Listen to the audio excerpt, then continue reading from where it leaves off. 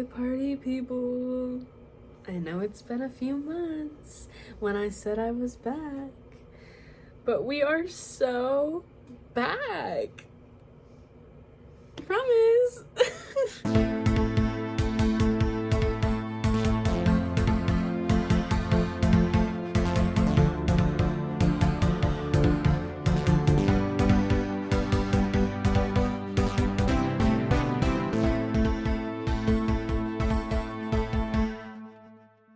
Hello and welcome back to the Weekly Shitter. It has been a minute. I'm aware of that, and we're gonna work on it. I'm trying to lock in, you know? It's fun for me and I do it for me, so that's what we're gonna do today. I have 3 very interesting stories that I would love to talk about today, so let's get into it. I am going to start off strong with our Florida man.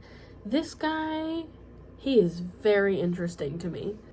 If you're going to commit a crime and you want to get away with it, I would recommend the first thing that you do is not do it at a police station.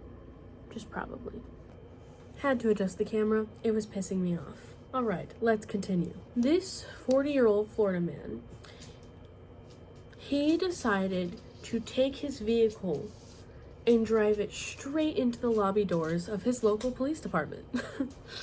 No one was injured, but honestly, that's not even the most interesting part of what he did. He crashes in, and obviously the police officers notice, because he just broke the lobby doors and drove his car straight through. Obviously his car got stuck, but his car is smoking. He gets out of it, and the officers immediately notice that he's not wearing any pants. He's wearing a woman's blouse and no pants, which at a different venue, that outfit might pop off. Wouldn't recommend it in this situation. So the officers are trying to be like, hey, we're gonna arrest you. And he's screaming and shouting profanities, which whatevs, do your thing, speak your truth. This is when things get bad. He starts dumping oil on the ground and saying he's going to burn the place to the ground and every police officer. Am I the biggest fan of police officers? No. Am I the biggest fan of homicide? No. Obviously, officers are getting concerned. They're trying to get to him. He's literally fighting them off. This man is fighting the officers, which he had a mission, so I guess he was going to fight for it. Here's a little fun thing. He was also, he was throwing rubber snakes on the ground whilst he was screaming that he wanted to all the officers. He was continuously throwing rubber snakes on the ground. Where did he get this supply of rubber snakes? I'm unaware. Why was he throwing rubber snakes on the ground? Maybe he was like, you're a snake. But it would have been funnier if he had, pigs or something, right? But, he was just continuously doing that and fighting off deputies and firefighters. And they're all trying to get him to stop. Hey, you're going to catch this place on fire. And he's like, that's the goal. So finally, he gets tased and he falls outside of the entrance and falls into a bush or something. So as he is getting arrested, he says, and this is a direct quote, "The devil made me do it. Why didn't you shoot me and fuck me in the ass? I came here to the police." Listen, every Florida man needs some mental health help. I will always say that. Get this guy to the front of the line for that. Maybe he's just tired of watching all the injustices in the world and decided to take matters into his own hands. Hate to see his life turn out that way, but not the right thing to do, probably. I I don't recommend it for anyone who might be planning to do this exact same thing and everything. All of the rubber snakes, that's great. I'm not inciting that you do anything bad. I'm not telling you to do that. Anyways, basically he just kept fighting officers as they were dragging him to his jail cell. Yeah, and that's about it. The last person that you would ever hope to turn on you, snitch, and turn you in is gonna be your mother. It's the ultimate betrayal, you know? 12 years ago, there was a robbery at an ATM. 2 men had masks, had guns, and they robbed this guy as he was getting his money out. I'm pretty sure it was only like $100, so stupid fucking robbery. But anyways, the police had no leads. It became a cold case, basically. 12 years go by. There's an officer that is looking at the whatever and goes, oh my god, wait, I know that guy. Because after they robbed the guy and the guy drove away, they took their masks off. They took their masks off after the guy left. They were in the same place. So video surveillance got their faces. But at the time, no one was able to ID them. They had no idea who they were. Well, that changed. An officer identified one of the suspects and was like, oh my fuck, wait, I know that guy. I literally know that guy. We need someone to like fully confirm that it's him. Obviously, when all, you know how it works. So they go to his mother and she goes, yeah, that's him. That's him. And you know what? That fucker with him, that's his best friend. She snitches on both of them. 12 years later, she could have just not said anything. She could have went, I don't know who those people are, and just lied. I mean, like, you know, it would have been proven anyways. But not only did she, like, snitch on her son, she snitched on her son's best friend. Imagine you're in jail, and they're like, hey, like, how'd you get caught? And he's like, my fucking mom, bro.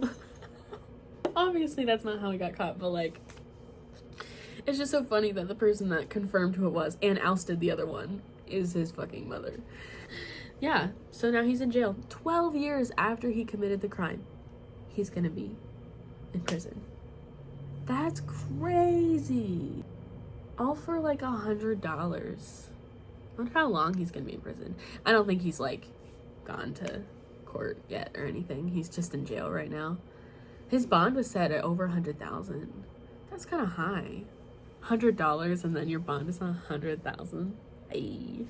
Anyways, you want to know what else I find really fucking funny? A lot of you probably already know about this story. It happened like 2 years ago where police officers arrested a woman and then left her handcuffed in a police cruiser that was parked on train tracks. This happened in Colorado, like 2022. Well, if you couldn't guess, she was injured. And if you couldn't guess, she fucking sued them, which she had every right to do. This is just mind-blowing to me. It doesn't matter if you just murdered someone. Like, their job is to bring you to jail safely, you know? This girl, all right, she gets arrested. I think it was like a road rage incident. So she's doing some road rage. She gets arrested. Apparently they thought a weapon was involved, but I don't know if there was ever any actual proof of that.